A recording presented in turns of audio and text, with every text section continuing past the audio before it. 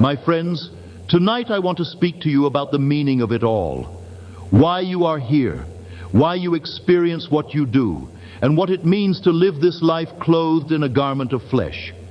You have been told since the beginning that the kingdom of heaven is within you, yet man persists in searching for it without.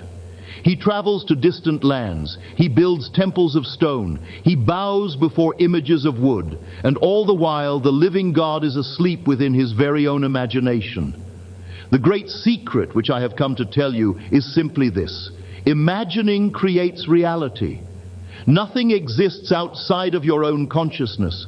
What you accept as true, what you dwell upon with feeling, must clothe itself in fact. Do not mistake me. I am not speaking of idle daydreams or passing thoughts. I am speaking of the deep assumption, the conviction that this is so. When you dare to assume that you are what you want to be and remain faithful to that assumption, you resurrect the creative power of God. That power is your own wonderful human imagination. Now, what does it mean? It means you are the operant power. Life is not happening to you. You are not the victim of circumstances, nor of chance, nor of the stars. You are choosing, consciously or unconsciously, the states you occupy, and every state has its consequences. You may say to me, "But Neville, I did not choose this sorrow, this lack, this pain." And I say to you, you may not have chosen it deliberately, but by your acceptance of the ideas of limitation, by your repeated dwelling upon fear, you entered into the state that now bears fruit. This is why I insist that you prune your thoughts daily. For imagination is the only reality. When you revise what you remember, when you take the events of the day and see them as you wish they had been, you plant new seeds in consciousness. These seeds must grow, and the harvest is inevitable. You see, the meaning of life is not to suffer until some distant reward. The meaning is to awaken to your identity as the dreamer of the dream, to know yourself as God, clothed in limitation for a season, but free to imagine and thereby create the world you wish to inhabit. Everything in your life is a shadow cast by your inner conversations. Change the inner man, and the outer must follow.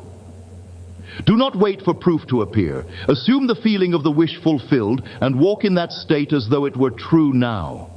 For to live from the end is to call things that are not seen as though they were until they are seen. I tell you, my friends, nothing is impossible to you. Do not say, "This is too big, too far, too late."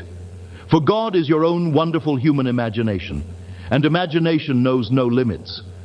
The world, with all its seeming solid facts, is pliable, malleable, yielding to the touch of a man who lives faithfully in the state desired. So what is the meaning of it all? It is this: you are here to create, to imagine, to discover that you are the one power animating all that is. The play is yours, the stage is yours, the actors are shadows of your beliefs. And when you awaken, you will know there is only one being playing all the parts. Therefore, live boldly. Dare to assume the best. Enter the state of your fulfilled desire and remain there. For as you do, you glorify God, your imagination, by proving in experience that imagining truly does create reality. That, my friends, is the meaning of it all.